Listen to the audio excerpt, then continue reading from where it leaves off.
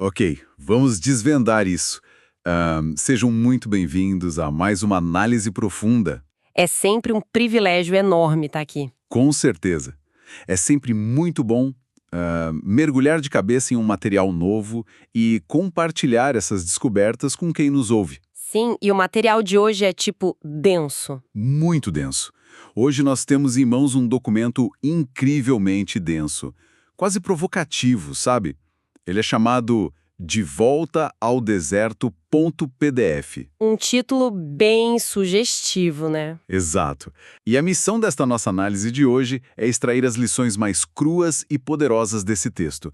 Porque, à primeira vista, alguém poderia bater o olho e pensar que é apenas um relato histórico. Ou até religioso antigo, né? Sobre um povo caminhando na areia. Pois é.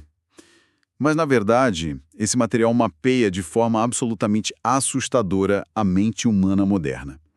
Nós vamos investigar como esse texto disseca a nossa frustração, a nossa ansiedade crônica e, principalmente, aquela nossa velha e persistente obsessão por ter o controle de absolutamente tudo. O fascinante aqui é que este documento faz questão de desconstruir, logo nas primeiras linhas, a ideia de que estamos lidando com um mero diário de viagem. Como assim? É que o que estamos em mãos é uma progressão pedagógica, sabe? Finamente estruturada. O texto não está preocupado em listar fatos cronológicos sobre acampamentos no meio do nada. Claro, não é um mapa geográfico. Exatamente, o foco principal é investigar o porquê das nossas reações mais viscerais quando somos jogadas em um cenário de incerteza. E isso bate muito com o que a gente vive hoje. Bate demais. Ele faz isso criando uma ponte direta entre aquela jornada milenar e o nosso cotidiano mais exaustivo.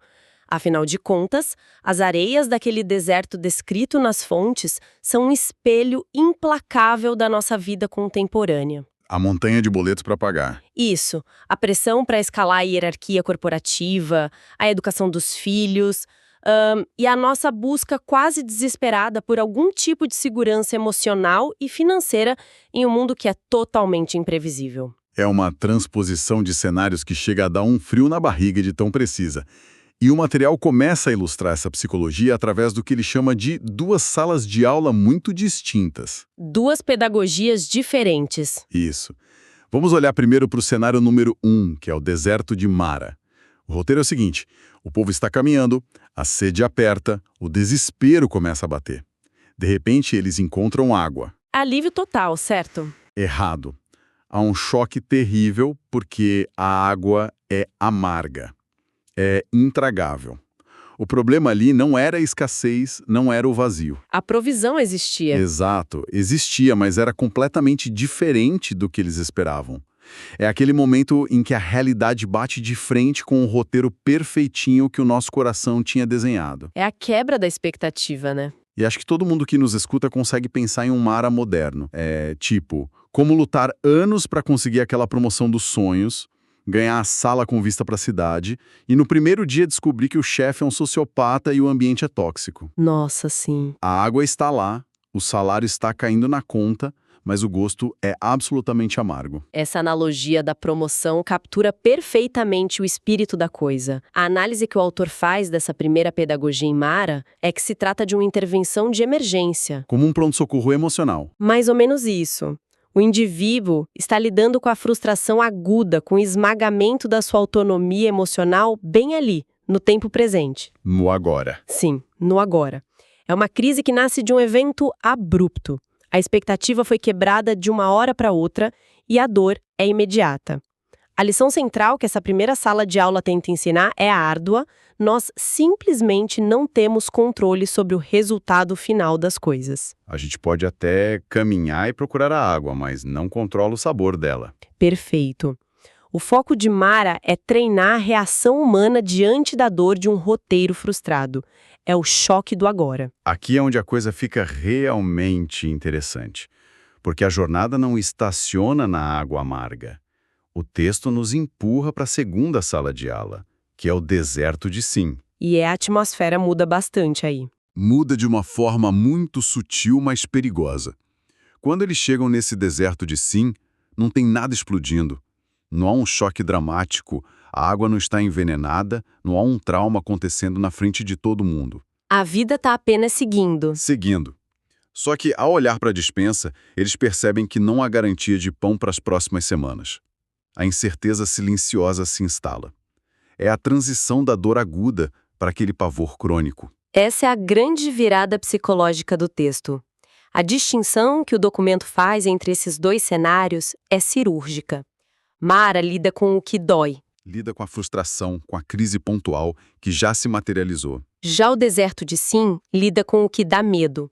Lida com a ansiedade, com o sistema contínuo de sobrevivência, com o fantasma do amanhã. E a ansiedade é um bicho complicado. E do ponto de vista clínico e filosófico abordado aqui nas fontes, ela é muito mais corrosiva do que a frustração, porque o medo exige que a mente crie simulações. Simulações catastróficas. Exato. Em Mara, o desafio era reagir ao que já deu errado. Em Sim, o desafio é reagir a 1000 cenários catastróficos que ainda nem aconteceram. E se a lição da primeira sala era que não temos controle sobre o resultado, a lição dessa segunda sala é um golpe ainda mais duro no nosso ego. Nós não temos controle sobre o tempo. Não dominamos o futuro. Ninguém domina. E é lidando com essa impotência diante do relógio, diante do futuro, que o texto revela um mecanismo da natureza humana que chega a ser cômico de tão trágico. É quase racional. Totalmente. O povo olha para o horizonte, percebe que não tem um contrato assinado garantindo o café da manhã do mês que vem, e qual é a resposta imediata deles? Eles começam a chorar de saudade do Egito. O lugar de onde eles tinham acabado de ser resgatados. Sim. O lugar onde eles eram escravizados, apanhavam o dia inteiro e faziam um trabalho forçado. A justificativa deles é bizarra. Eles dizem que lá no Egito, pelo menos a gente sentava perto das panelas de carne. É surreal. Eles literalmente sentiram saudade do chicote por causa de um churrasco. É impressionante como o cérebro humano tem essa capacidade absurda de fazer um gaslighting consigo mesmo e editar memórias ruins quando o pânico bate. Essa fuga mental ilustra o que o material define como o triângulo temporal. É um dos conceitos mais profundos de toda essa reflexão. Como funciona esse triângulo? A dinâmica funciona da seguinte maneira: a realidade, ou a instrução divina no contexto do documento, tenta ancorar e ensinar o indivíduo no presente. É no agora que a vida acontece. Certo. O vértice do presente. Isso. Porém, a ansiedade é um monstro que se alimenta exclusivamente do futuro. E, para tentar sobreviver essa tensão insuportável entre um presente que exige confiança cega e um futuro que parece uma ameaça mortal, a mente entra em colapso e tenta encontrar um esconderijo. E o esconderijo fica no passado. Exatamente no passado. E o perigo não é apenas lembrar do passado, mas a forma como a ansiedade atua como um editor de vídeo mal intencionado. Ela recorta parte do sofrimento, deleta a humilhação da escravidão e deixa em loop apenas a imagem da panela de carne. É uma edição muito seletiva. Muito. A insegurança distorce a própria história da pessoa para criar uma zona de conforto imaginária. Trazendo isso para os dias de hoje, para a nossa realidade, fica muito claro que o Egito não é um CEP no mapa. De forma alguma. O Egito é um estado de espírito. É qualquer estrutura limitante que nos mantinha presos, mas que oferecia a falsa paz da previsibilidade. Se a gente pensar nas aplicações práticas que o texto sugere, isso explica comportamentos que, de fora, parecem irracionais. Comportamentos muito comuns, inclusive. Pois é.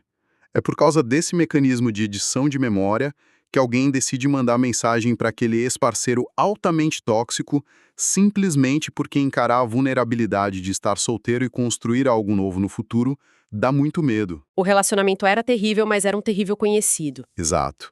O famoso ruim com ele, pior sem ele. Que é uma armadilha psicológica clássica. O mesmo se aplica à vida profissional.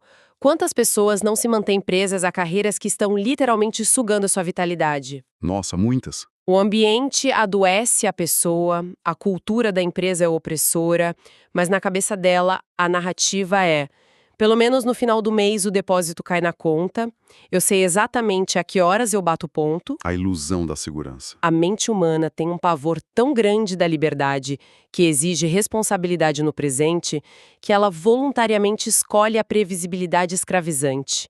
O passado é romantizado, o futuro se torna o grande vilão e o presente vira um problema. O presente, que deveria ser o único lugar onde a vida de fato pulsa, vira apenas uma sala de espera cheia de angústia. Perfeitamente colocado. É uma sabotagem interna de altíssimo nível. E para quebrar essa lógica, para forçar o indivíduo a sair dessa sala de espera angustiante, entra em cena a principal ferramenta pedagógica do deserto de Sim, que é o maná. Uma regra bem estrita. Sim, a regra de funcionamento era brutal e não abria espaço para negociação. A provisão caía do céu todos os dias, na medida exata. Mas havia uma cláusula proibitiva. Ninguém podia guardar para o dia seguinte. Tolerância zero para estoques. Se alguém motivado por aquele desespero de "e se amanhã não tiver?", tentasse estocar o pão debaixo da cama, a consequência era nojenta. O material apodrecia, enchia de bichos e cheirava mal. Uma imagem bem gráfica. Parecia até aquele desespero coletivo de estocar papel higiênico que vimos anos atrás, só que com consequências biológicas imediatas dentro da barriga da tenda. Então, o que tudo isso significa na prática? É um ataque frontal à nossa idolatria do controle. A metáfora do maná apodrecendo é de uma riqueza visual incrível. O objetivo de fornecer o sustento diário e proibir o acúmulo não era uma simples questão de logística alimentar. Era um treinamento. Era um treinamento intensivo para o coração. O texto argumenta que quando tentamos estocar segurança motivados pelo pavor do amanhã, essa ansiedade prolongada age como um ácido na nossa alma. Vai corroendo por dentro. A podridão física do alimento é apenas o reflexo da podridão interna de quem não consegue confiar. A pessoa que tenta morar no amanhã através do acúmulo compulsivo se torna amarga, cínica, controladora. Ela fica cega para o hoje. Ela está tão ocupada construindo fortalezas contra o futuro que se torna incapaz de sentar e saborear a refeição de hoje. Peraí, mas vamos bancar o advogado do diabo por um segundo? Vamos lá. A cultura em que vivemos hoje grita exatamente o oposto disso 24 horas por dia. A regra do jogo corporativo e financeiro é: acumule, faça reservas agressivas, diversifique portfólios, crie um fundo de emergência capaz de sobreviver a um apocalipse zumbi. É o que mais se ouve. Ninguém acorda de manhã pensando em colher apenas o maná do dia. O nosso maná guardado atende por nomes muito sofisticados. A obsessão por manter um status intocável, o acúmulo compulsivo de patrimônio apenas por medo, ou aquele plano de carreira de 10 anos desenhado nos mínimos detalhes, onde nada pode sair do trilho. Onde qualquer desvio é um fracasso. Exato. Fica parecendo que o texto está sugerindo que a gente jogue as planilhas financeiras no lixo e viva inconsequentemente. Se eu não me preocupar minimamente com o amanhã, quem vai pagar a fatura do cartão? Essa é uma ponderação fundamental, e as fontes trazem uma ressalva vital justamente para evitar essa armadilha da irresponsabilidade travestida de fé. Ainda bem, porque os boletos continuam chegando. Continuam. O documento deixa muito claro que não há 1 milímetro de condenação à organização ou à prudência. Há, inclusive, referências clássicas de sabedoria apontadas no texto. Como quais? Como o elogio à formiga que armazena comida no verão para não passar fome no inverno. Ou a inteligência estratégica de José, que estocou grãos no Egito por 7 anos para salvar nações inteiras da fome. Então, acumular por si só não é o problema. A grande sacada dessa parte é entender que a diferença não está no ato mecânico de guardar ou planejar. A linha divisória está na motivação invisível que governa essa ação. A chave de leitura é interna. Ou seja, a linha tênue entre usar uma planilha do Excel como ferramenta ou como um altar de adoração. Muito bem colocado. O planejamento saudável, na visão desta pedagogia, é filho da responsabilidade. Você avalia o cenário. Avalia o cenário, toma atitudes prudentes com os recursos que tem em mãos e, quando termina o seu trabalho, você descansa. O planejamento termina no descanso. E a idolatria? Já a idolatria do controle, o guardar maná por medo, é filha da insegurança profunda. A voz interna de quem idolatra o controle diz: Se eu não dominar todas as variáveis do universo, serei aniquilado. É um peso insuportável. A pessoa acumula garantias não para ser prudente, mas para tentar comprar uma blindagem contra a vida. Então, a métrica de avaliação que o texto propõe para quem nos escuta é dura, mas reveladora. Qual seria essa métrica? O seu nível de planejamento te permite colocar a cabeça no travesseiro e dormir? Ou te mantém acordado de madrugada checando o saldo do banco e as cotações? Essa dói. Se você tem tudo mapeado, mas ainda assim vive com o estômago embrulhado de medo de que uma peça saia do lugar, isso deixou de ser prudência financeira faz tempo, virou escravidão emocional. Isso inverte completamente a forma como a gente avalia o tal do sucesso e da segurança. Mas a dinâmica dessa escola do deserto não encerra por aí. Tem um detalhe na regra do maná que joga um balde de água fria em qualquer conclusão precipitada. A exceção à regra. O mistério do sexto dia. Durante a semana inteira, a regra era clara. Guardou, apodreceu. Deu bicho. Mas na sexta-feira, a instrução mudava radicalmente. Eles deviam colher o dobro para garantir a porção de sábado, o dia do descanso. E aí acontece o inesperado. Sim, contra toda a lógica da semana, o pão guardado na sexta-feira não apodrecia no sábado. Ficava intacto. O que muda biologicamente ou espiritualmente de um dia para o outro para que a mesma atitude gere resultados tão opostos. Se conectarmos isso ao contexto geral da quebra da idolatria, a resposta ilumina o verdadeiro propósito do limite humano. O ponto central é que o problema intrínseco nunca esteve na matéria do pão ou no simples ato de estocar. O gatilho não era a comida. O gatilho da podridão era a intenção do coração. Nos dias comuns, guardar era um ato de rebeldia motivado pelo pânico de que a fonte secaria. Era um medo no comando. E na sexta-feira? Na sexta-feira, guardar era um ato de pura obediência, focado em objetivo maior, preservar o limite do descanso. O maná não apodreceu, porque, daquela vez, a motivação era saudável. O autor do texto pontua de forma brilhante que o sábado dentro dessa jornada passou longe de ser uma mera folga no calendário. Ou uma chancela para negligência? Exato. Negligência é abandonar o barco e deixar os outros remando. O sábado foi instituído como um freio de mão, um limite sagrado contra a cultura do excesso. Fácil transportar isso para a hiperconectividade de hoje. Trabalhar arduamente, entregar-se aos projetos no prazo e responder às demandas do horário comercial é agir com diligência. É o básico da responsabilidade. Mas quando dá 3 da manhã e a pessoa está deitada na cama, no escuro, atualizando a caixa de e-mail do trabalho repetidas vezes, com medo de perder o controle de uma situação que ela nem pode resolver naquela hora. Isso não é excesso de dedicação profissional. Isso é o desespero operando na sua forma mais crua. É a absoluta incapacidade de colocar um ponto final no dia. É o que o texto chama de não conseguir cessar por fé. Cessar por fé é um conceito perturbador para o ego moderno. Significa reconhecer de forma prática e palpável que o raio de alcance da nossa capacidade tem um fim. Tem um limite de onde a gente consegue ir. É ter a coragem de dizer, eu fui até o limite da minha força e da minha inteligência hoje. A partir deste ponto, o giro do planeta não depende de mim. E isso esbarra diretamente na fundação de quem nós achamos que somos. Sim, e o texto faz questão de lembrar a origem daquele povo. Eles eram ex-escravos do Egito.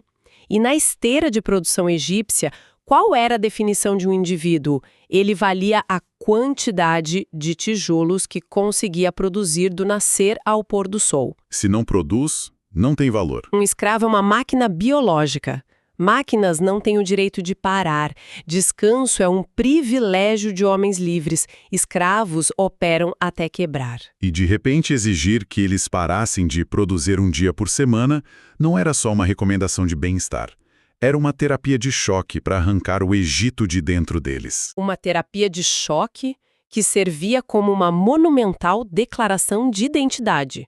O argumento do material é que cruzar os braços no sétimo dia era um ato teológico de altíssimo risco. porque ia contra tudo que eles sabiam sobre sobrevivência. Ao escolher não sair da tenda para procurar sustento, a pessoa estava declarando com o próprio corpo: eu não sou o motor que mantém a minha vida funcionando. E profundo isso. Parar de produzir exige uma confiança avassaladora de que as engrenagens da sua vida não vão se desfazer em pó só porque você tirou as mãos do volante por 24 horas. Uma quebra total de paradigma. Portanto, quando trazemos isso para o nosso contexto atual, o diagnóstico é provocativo. Quem não consegue se desconectar do trabalho, quem sente uma culpa quase física ao tentar simplesmente não fazer nada no fim de semana, como se o seu valor desaparecesse se não estiver sendo útil, ainda opera com o software mental de um escravo no Egito. A identidade dessa pessoa. A identidade dessa pessoa ainda é definida unicamente pela sua capacidade de gerar resultados e manter a ilusão do controle. Uau! É um diagnóstico pesado e muito real quando a gente olha pelo retrovisor de tudo que percorremos nesta análise profunda de hoje. Chega a ser assustadora a atualidade de volta ao deserto.pdf. Nós observamos a escalada de complexidade que é exigida do ser humano. Foram muitas camadas reveladas hoje. Primeiro, sobreviver àquela sala de aula explosiva de Mara, aprendendo a lidar com a pancada da frustração quando o roteiro do presente sai do controle e a água é amarga. Depois, vimos o desafio angustiante de atravessar o fluxo contínuo e incerto do deserto de Sim. Onde a missão é não permitir que a tirania do futuro dite nossos passos no hoje. Exatamente. Rimos de nervoso da capacidade da nossa mente de falsificar memórias, criando uma saudade real de lugares e relações tóxicas só porque sentimos falta de um roteiro previsível. As panelas de carne do passado. Desconstruímos a linha quase invisível entre o planejamento responsável e a idolatria paralisante do amanhã, que faz com que nossos recursos apodreçam internamente. E fechamos entendendo que impor limites e pausas não é preguiça, mas um ato de resistência brutal contra a crença arrogante de que somos nós que seguramos o céu para não cair. O mosaico de conceitos que extraímos dessas fontes aponta para uma verdade que não pode ser ignorada. Se pudermos condensar toda a atenção presente em Mara, Ean, Sim, no maná e no descanso, chegaremos a um verbo que permeia tudo: governar. Quem está no comando? A grande disputa exposta desde as primeiras páginas não é sobre estratégias de sobrevivência ou gestão de despensa, mas sobre quem governa o amanhã. Se permitirmos que as rédeas fiquem nas mãos do nosso próprio medo crônico e da necessidade doentia de prever todas as vírgulas do destino, viveremos uma vida inteira encolhidos, na defensiva. Correndo atrás de uma miragem de segurança que sempre se afasta. Porém, se houver a coragem de assumir os nossos limites diários, viveremos com uma lucidez muito maior. A prudência sempre terminará na paz do dever cumprido. A obsessão terminará no esgotamento. Isso levanta uma questão importantíssima sobre as ferramentas que nós, como civilização, estamos criando para tentar burlar as leis desse deserto e domar o futuro à força. E é exatamente pegando esse gancho sobre as ferramentas que nós criamos que eu quero propor algo novo para encerrarmos a nossa discussão. Quero deixar no ar um pensamento provocativo que vai além do texto de hoje, mas que bebe diretamente dessa fonte. Vamos lá. Falamos muito aqui sobre acumular garantias físicas, financeiras e sobre a dificuldade enorme de pausar a nossa máquina pessoal de produção. Mas vamos pensar num cenário tecnológico extremo em que já estamos pisando. A tecnologia mudou o jogo das garantias. Completamente. Mas criamos a inteligência artificial e a automação avançada com uma promessa gloriosa: delegar o nosso trabalho mecânico e até intelectual para que finalmente a humanidade pudesse ter o seu descanso absoluto. Máquinas que preveem riscos, algoritmos que pensam por nós. Estamos terceirizando o controle do amanhã para servidores na nuvem. Uma tentativa final de eliminar a incerteza. Exato. Mas será que, ao criarmos entidades digitais que literalmente nunca dormem, não estamos construindo um Egito cibernético? Pense bem, nós nos amarramos de tal forma a essas redes ininterruptas que, ironicamente, estamos perdendo por completo o nosso direito ao sábado mental. É um paradoxo terrível. na tentativa de criar o escravo mecânico perfeito para nos dar paz, será que não nos tornamos os escravos dos ritmos alucinantes que nós mesmos programamos? Fica a reflexão para continuarmos quebrando a cabeça ao longo da semana. Dias de hoje. Sem dúvida. É sempre um prazer enorme dissecar essas ideias com todos que acompanham a nossa análise. Muito obrigado a quem nos ouviu até aqui. A gente se encontra no próximo mergulho. Até lá!